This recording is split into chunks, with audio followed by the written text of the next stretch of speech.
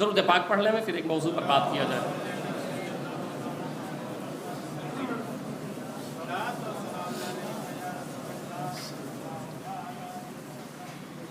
الحمدللہ دیکھیں آپ حجاج کرام ہمارے یہاں سے بھی اور پورے ہندوستان پوری دنیا سے حج کرنے کے لیے الحمدللہ بیت اللہ شریف کی طرف رواں اور دواں ہیں، اور دعا کریں کہ اللہ تعالیٰ وہ دن لائے کہ ہم لوگوں کو بھی زیارت بیت اللہ نصیب ہو.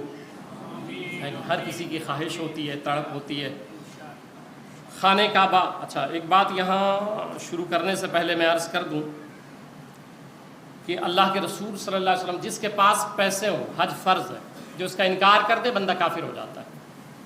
کوئی کہے نا کہ حج کوئی چیز نہیں تو بندہ کافر ہو گیا، کیونکہ حج فرض ہے، نص قطعی ہے. جس نے انکار کیا وہ بندہ کافر ہو گیا. اب ہمارے یہاں اللہ تعالیٰ نے لوگوں کو بڑی دولت دی ہے. آپ دیکھیں روم خریدنے کے لیے پیسے ہیں، دکان خریدنے کے لیے پیسے ہیں، کاروبار کرنے کے لیے 10-10 لاکھ لگا رہے ہیں، مگر حج کے لیے کہہ رہے نہیں ابھی نہیں، جبکہ حج فرض ہے. مگر کہہ رہے ہیں ابھی نہیں، ابھی بہت گناہ ہو جاتے ہیں اور بہت ہو جاتا ہے. ایک صاحب ابھی کل کی بات ہے تو ایک صاحب کہنے لگے کہ حضرت میں ایک مسئلے میں تھا تو اس نے کہا کہ داڑھی رکھ کے جھوٹ بولتے ہو. یہ کل کی بات ہے. انہوں نے کہا داڑھی رکھ کے جھوٹ بولتے ہو. تو ہم نے کہا بھائی جھوٹ نہیں بولنا چاہیے چاہے داڑھی ہو چاہے نہ ہو. بھائی جھوٹ ہے، اس کا داڑھی سے کیا تعلق ہے؟ جھوٹ نہیں داڑھی ہے تب بھی جھوٹ بولنا جائز ہے نہیں نا. یہ عوام میں ایک بات چلی ہے، ارے داڑھی رکھ کے تم جھوٹ بول رہے ہو، داڑھی رکھ کے یہ کر رہے ہو. ارے بھائی داڑھی رکھ کر کے چاہے داڑھی رکھے یا نہ رکھے نہیں کرنا چاہیے، غلط کام نہیں کرنا چاہیے. اس کا تعلق داڑھی سے کیا ہے؟ اس نے داڑھی رکھا ہے. اور یہاں ایک بات عرض کر دوں، میں اکثر کہا کرتا ہوں پوری کائنات میں سب سے خوبصورت کون ہے آپ بتائیں مجھے؟ حضور صلی اللہ علیہ وسلم. کوئی شک کسی کو؟ سرکار سے بڑا حسین کوئی نہیں، حضور جیسا کوئی نہیں. تو حسن پہ داڑھی تھی کہ نہیں تھی؟ تو یہ جو ذہن میں ہے نا کہ داڑھی رکھ لو تو حسن نہیں رہتا، تو پھر سرکار حسین کیسے ہوئے؟ پھر حضور خوبصورت کیسے ہوئے؟ کیونکہ حضور کے چہرے پہ داڑھی شریف تھی تو پتہ چلا کہ داڑھی حسن میں مانے نہیں ہے کہ داڑھی کی وجہ سے حسن نہیں آتا ہے. نہیں، ایسا ہوتا تو سرکار کے چہرے پہ داڑھی نہیں ہوتی. داڑھی چہرے کے حسن کو بڑھا دیتا ہے. تو میں ذکر رہا تھا کہ کہتے نہیں ابھی تو گنہگار ہیں، ابھی بعد میں تھوڑا سا کاروبار ہو جاوے تب ہم جائیں گے. ایسا ہے کہ لانڈری میں کپڑا کون سا دیا جاتا ہے؟ جو گندا ہو وہی تو دیا جاتا ہے. کبھی ایسا دیکھو پریس وریس کروا کے رکھے ہوئے اور لڑکے کو بولے لانڈری میں دے دو دھل دے ہوئے دھوبی، کبھی نہیں نا، ایسا ہوتا ہی نہیں ہے. جو گندا کپڑا ہوتا ہے اسی کو دھوبی کو دیا جاتا ہے، بھائی دھل دو. تو اسی لیے تو میں کہہ رہا ہوں کہ حج پہ جاؤ کہ گنہگار ہو، گناہوں کا بوجھ لدا ہے، گٹھر لدا ہے، اور جب حج کے لیے جاؤ گے تو پاک و صاف کر دیے جاؤ گے. تو جو گنہگار ہے اسی کو تو ضرورت ہے. یہ کہنا کہ بھئی نہیں ابھی تو بڑے گناہ ہے بعد میں جاؤں گا. اور پھر کتنے لوگ اسی چکر میں مر گئے.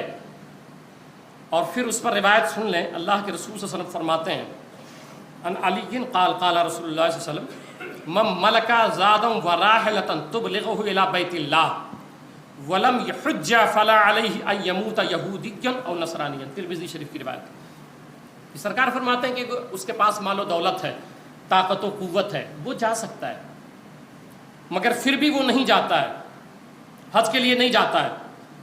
تو سرکار فرماتے ہیں اس کے لیے اس بات سے کوئی فرق نہیں پڑتا ہے، خدشہ ہے کہ پیسہ آپ کے پاس ہے پھر بھی آپ حج کے لیے نہیں جا رہے ہو. تو میرے آقا فرماتے ہیں خدشہ ہے کہ وہ شخص یہودی ہو کے مرے یا نصرانی ہو کے مرے. اب جن کے پاس رقمیں ہیں دل پہ ہاتھ رکھ کے سوچنا ذرا کہ بہت ساری چیزوں کو. اچھا ایک بات اور عرض کر دوں، پیسے آپ کے پاس ہیں اور آپ نہیں گئے، مسئلہ بھی سن لیں. پیسہ آپ کے پاس تھا اور نہیں گئے، اور پھر ایسا آیا کہ نقصان ہو گیا، پیسے نہیں رہے، تب بھی حج آپ پر فرضی ہے. اب یہ بہانہ نہیں چلے گا کہ پیسہ نہیں ہے، نہیں. اب شریعت یہ کہتی ہے قرضہ لے کے جاؤ مگر تمہیں جانا ہی ہے، کیونکہ جب پیسہ تھا تب کیوں نہ گئے. تو اگر اب نہ رہا تو اب جاؤ قرضہ لے کے جاؤ، ابھی بھی فرض ہے تم پر، ہاں فرض ہے تم پر. اور اگر نہیں گئے تو یہ عام شخص کی بات تو نہیں کر رہا، میں امام الانبیاء کی بات سنا رہا ہوں آپ کو کہ میرے آقا کیا فرماتے ہیں. آپ دیکھیں مہاڈا میں دیکھیں، میں یہاں کا امام ہوں، کہ کہتے ہیں ایک روم لے لیا ہوں، دوسرا لے رہا ہوں، تیسرا لے رہا ہوں، زمین اتنی ہے، جائیداد اتنی ہے، کس کام کی؟ آپ کے کیا کام آئے گا وہ بتائیں آپ مجھے. آپ پورا مہاڈا خرید لیں، کس کام کا ہے آپ کے؟ وہ دھوکہ ہے یہ شیطانی. آپ دنیا کے سب سے مہنگے فلیٹ میں چلے جائیں، جس دن موت آئے گی فلیٹ سے نکال کے باہر کر دیا جائے گا. تو یہ ایک شیطانی دھوکہ ہے، اس حقیقت کو سمجھیں آپ. اور پیسے کی وجہ سے جو اللہ کے حقوق ہیں اس سے پیچھے نہ ہٹیں. حج کر لیں آپ، حج فرض ہے تو کر لیں، حج فرض ہے تو کر لیں، ورنہ سرکار فرماتے ہیں کہ وہ مرے گا تو ممکن ہے وہ یہودی ہو کے مرے یا نصرانی ہو کے مرے. پھر آگے سرکار فرماتے ہیں ایک روایت اور سنیں، ایسے ملتی جلتی روایت ہے کہ حضور صلی اللہ علیہ وسلم نے فرمایا جس کو ظاہر حاجت یا ظالم بادشاہ خطرناک مرض حج سے نہ روکے، فماتا ولم یحج فلیمت ان شاء یہودیا و نصرانیا. یعنی کوئی خطرہ نہ ہو، کوئی خوف نہ ہو، پھر بھی وہ حج نہیں کر رہا ہے، حج پہ نہیں جا رہا ہے. ہمیں تو یقین مانے تڑپنا چاہیے حج کے لیے کہ وہ وہاں آپ جا رہے ہیں نا جہاں میرے سرکار کے قدم ناز لگے ہیں. اگر حضور صلی اللہ علیہ وسلم پیار ہے نا تو تڑپ پیدا ہونی چاہیے کہ میرے آقا جب طواف کیے تو وہی تو زمین ہے، وہی تو خطہ، وہی تو کعبہ ہے جس کو میرے مصطفیٰ نے اپنی آنکھوں سے دیکھا ہے، وہی تو کعبہ ہے، وہی حجر اسود ہے کہ جس پر میرے مصطفیٰ کریم صلی اللہ علیہ وسلم کے لب لگے ہیں، لب لگے ہیں. تو اگر عشق ہے نا تو پھر یہ تڑپ ہونی چاہیے کہ میں محبوب کے اس جگہ پہنچ جاؤں جہاں میرا محبوب چلتا پھرتا تھا. اور جب چلتے تھے تو اللہ کیا کہتا ہے قرآن میں، لا اقسم بہذا البلد وانت حل بہذا البلد.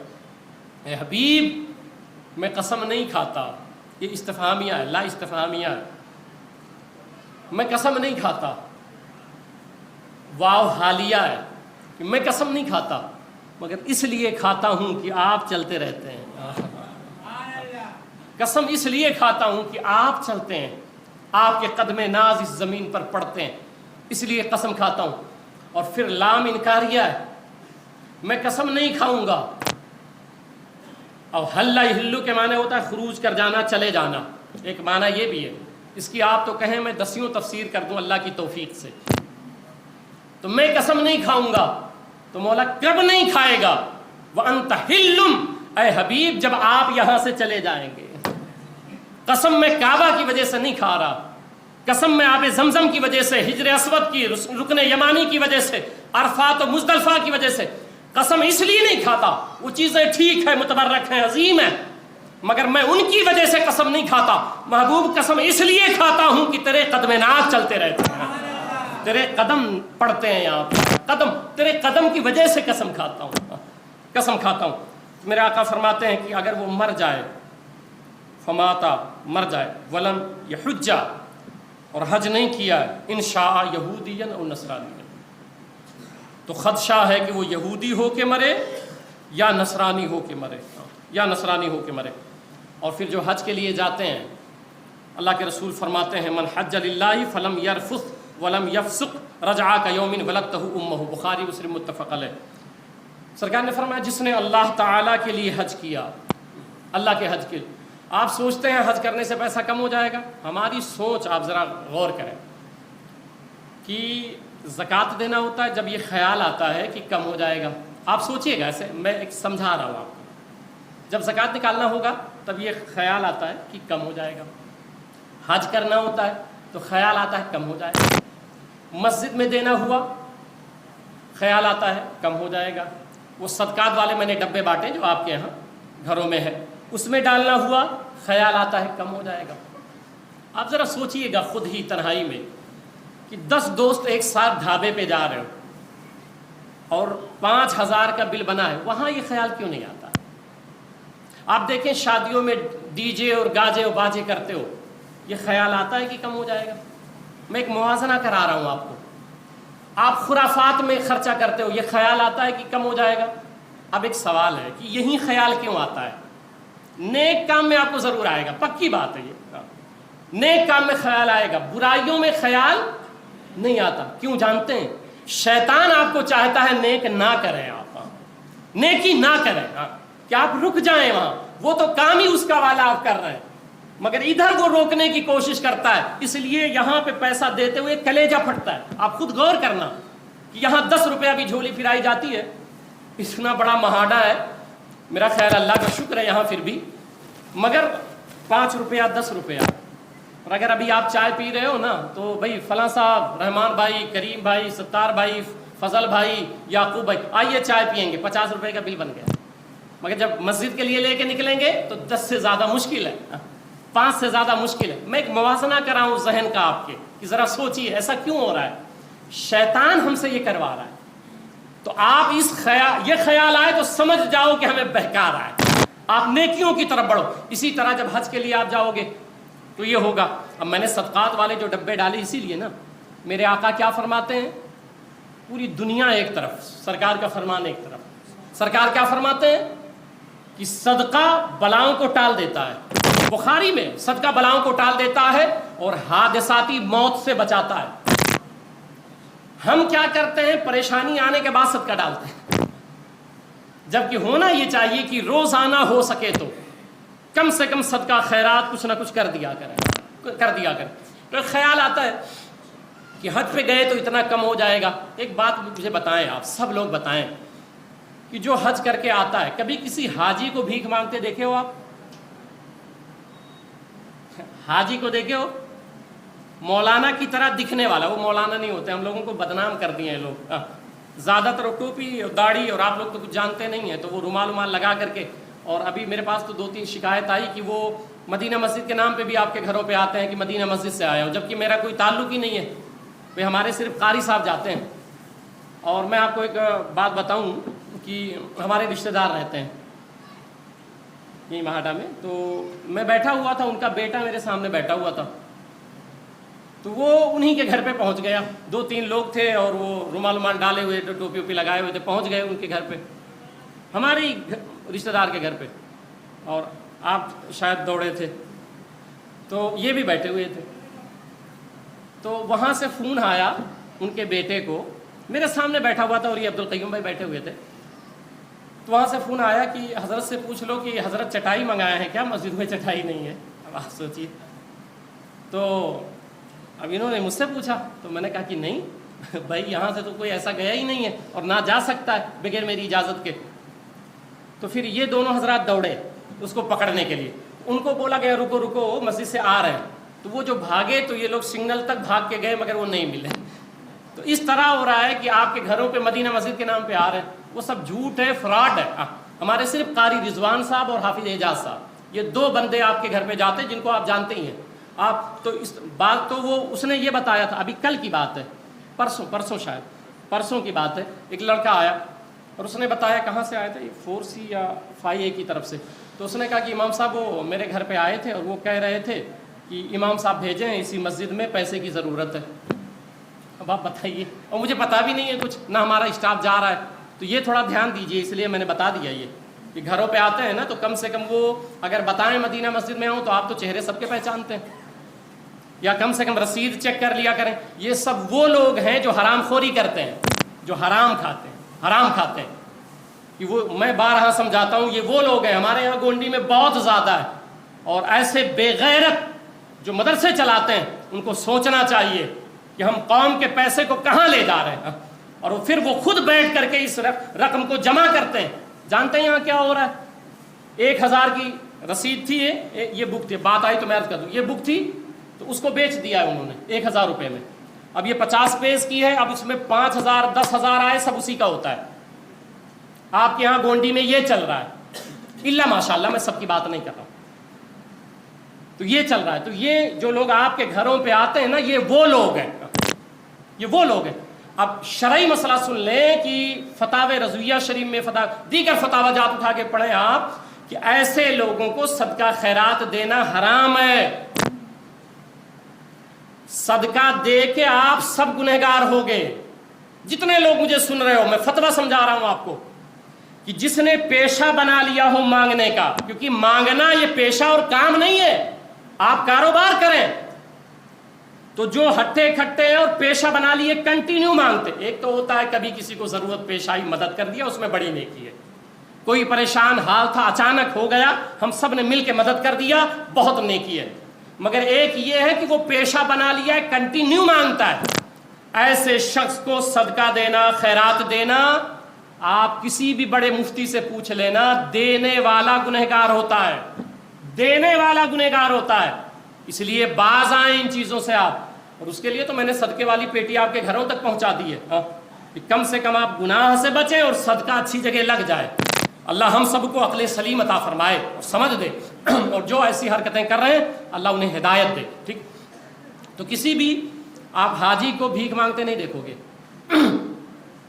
کیونکہ اللہ اتنی برکت دیتا ہے نا، پھر اس کو حاجت نہیں رہتی ہے۔ میرے آقا فرماتے ہیں کہ حج کرو اللہ تمہیں غنی بنا دے گا، یہ مت سوچو اتنا خرچہ ہو جائے گا، نہیں، تم حج کر لو گے۔ ایک صحابی آئے، انہوں نے کہا یا رسول اللہ میں غنی ہونا چاہتا ہوں، مالدار بننا چاہتا ہوں، تو سرکار نے فرمایا حج کر لو، حج کرو گے اللہ تمہیں غنی بنا دے گا، مالدار بنا دے گا۔ تو ہم سب کو حج کرنا چاہیے۔ تو سرکار فرماتے ہیں جو حج کے ارادے سے نکلا اور فحش گوئی ایسی کوئی بات نہیں کیا اور گناہ نہیں کیا، تو جب وہ لوٹتا ہے حج کر کے تو میرے آقا فرماتے ہیں اس طرح وہ لوٹا جیسے ابھی اپنے ماں کے پیٹ سے پیدا ہوا ہے۔ یہ بخاری اور مسلم کی متفق علیہ حدیث ہے، بخاری اور مسلم کی متفق علیہ حدیث ہے۔ اچھا ہوتا یہ ہے، اب آپ تو بہتر جانتے ہیں کہ بعض حاجی اور بدماش ہو جاتے ہیں۔ بعض حاجی جب تک حج پہ نہیں گئے تھے بہت ٹھیک ٹھاک تھے، مگر حج کر کے آئے تو حافظ جی آپ کی ٹوپی ٹیڑھی ہے، آپ تسبیح اس طرح گھما رہے ہو، آپ کہاں رہ گئے تھے، آپ کو سوچ نہیں ہے، ارے آپ کہاں تھے؟ اور پھر وہ سارا درس قرآن درس حدیث جو ہے نا وہ چائے کی دکان پہ پھر وہ قے ہونے لگ جاتی ہے، نہیں ہر جگہ بس وہی چلتا رہتا ہے۔ ہمیں تو یہ لگتا ہے بھئی میں اس پر روایتیں پیش کر سکتا ہوں مگر ضمناً مفہوم سمجھاتا ہوں کہ جو لوگ صرف دکھاوے کے لیے حج کرنے جاتے ہیں، ریاکاری دکھاوا، میں نے وہ حدیث پڑھی نا کہ گناہ نہ کرے فحش گوئی نہ کرے، خالص اللہ کی نیت ہو۔ میرے سرکار فرماتے ہیں ایک دور ایسا آئے گا کہ لوگ تجارت کی غرض سے حج کرنے جائیں گے، تجارت کی غرض سے حج کرنے جائیں گے، مال و متاع کمانے کی غرض سے جائیں گے، ریاکاری اور دکھاوے کے لیے حج کرنے جائیں گے۔ تو ایسے حاجی لوگ جب حجر اسود کو چومتے ہیں نا تو حجر اسود ان پر انڈیل دیتا ہے، تو وہ آ کر کے یہاں اور شریر اور بدماش ہو جاتے ہیں، اور جو اللہ کی رضا کے لیے جاتے ہیں تو حجر اسود سارے گناہ لے لیتا ہے، سارے گناہ لے لیتا ہے۔ اچھا حج ہوتا کیسا ہے؟ حج ایک عاشقانہ عمل ہے، ایک عاشقانہ عمل ہے، کبھی اس پہ غور کریں، حج عاشقانہ عمل ہے۔ ہوتا کیا ہے؟ 8 ذی الحجہ کی صبح ہوئی، آدمی غسل کیا، احرام باندھا، حج کی نیت کیا۔ اب آپ دیکھیں احرام کون سا پہن رہا ہے؟ بغیر سلا ہوا ہے نا، سلا ہوا نہیں رہتا، ایک تہبند باندھ لیا، اب تہبند کے نیچے بھی کچھ نہیں پہن سکتا ہے، ایک اوپر سے چادر اوڑھا، چادر کے نیچے بھی کچھ بھی نہیں پہن سکتا ہے۔ اب ایک بات بتائیں مجھے، جو لوگ ہر بات عقل پہ تولتے ہیں اور مینٹلی ڈسٹرب کر دیتے ہیں لوگوں کو، تو اگر اس کپڑے میں ثواب تھا تو ہم لوگ آج بھی یہی پہن کر کے آتے جمعہ پڑھنے، ثواب مل جاتا ہے کہ نہیں؟ مگر اچھا خاصا لباس پہنے ہوئے ہو سب، وہاں جا کے بھائی نہیں سب اتارو چاہے جتنا قیمتی ہو، یہی تمہیں پہننا ہے۔ تو عقل تو کہتی ہے کہ بھائی اچھا خاصا لباس پہنے تھے اسی پہ رہتے، عشق کہتا ہے نہیں تم نے سمجھا نہیں، اسی لیے جو عقل پر سوار ہوا وہ ابو جہل بنا، اور جو عشق پر سوار ہوا ابو بکر صدیق بنا۔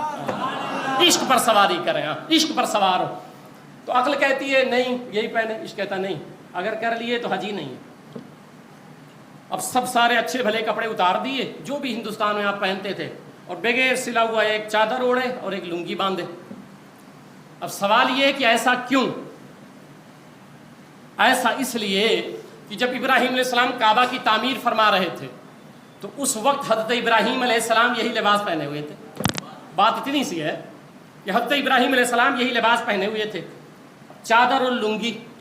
تو اللہ تعالیٰ نے فرمایا محبوب تو نے یہی لباس پہن کر کے کعبہ کی تعمیر کی ہے، اب اسی لباس کو میں قیامت تک اپنے محبوب کی سنت بنا دیتا ہوں۔ اب جو لوگ کہتے ہیں یاد نہیں منانی چاہیے، تو وہ بھائی آپ اپنا لباس پہن کے جائیں، پھر وہاں کی حکومت کیا کرے گی آپ کو سمجھ آ جائے گا۔ جو کہتے ہیں نہیں غیر اللہ کی کوئی بات نہیں مانیں گے تو پھر آپ وہی کریں جو یہاں پہنتے ہیں، مگر وہاں نہیں چلے گی، وہاں نہیں چلے گی۔ اب اس کے بعد کیا کیے؟ ننگے سر۔ اب یہاں سب ٹوپی لگائے ہوئے ہو، ٹوپی لگانا سنت ہے نا، کوئی حدیث روئے زمین پر ایسی نہیں ہے، ایک بھی روایت سرکار سے کہ سرکار نے کبھی ننگے سر نماز پڑھی ہو، ایک بھی حدیث نہیں سرکار کی، کیونکہ حضور صلی اللہ علیہ وسلم نے ننگے سر، مگر آج وہ بھی سلسلہ چل پڑا۔ ہاں عاجزی کے طور پہ نہیں لگاتے وہ الگ مسئلہ ہے، مگر سنت تو یہ نہیں ہے کہ ننگے سر آپ پڑھیں۔ تو آپ سب ٹوپی لگائے ہوئے، مگر وہاں گئے ٹوپی لگائے رہو گے، سامنے والا کھینچ کے نکال کے رکھ دے گا۔ بھئی کیوں؟ کیونکہ ابراہیم علیہ السلام نے نہیں لگایا تھا، ابراہیم علیہ السلام نے نہیں لگایا تھا۔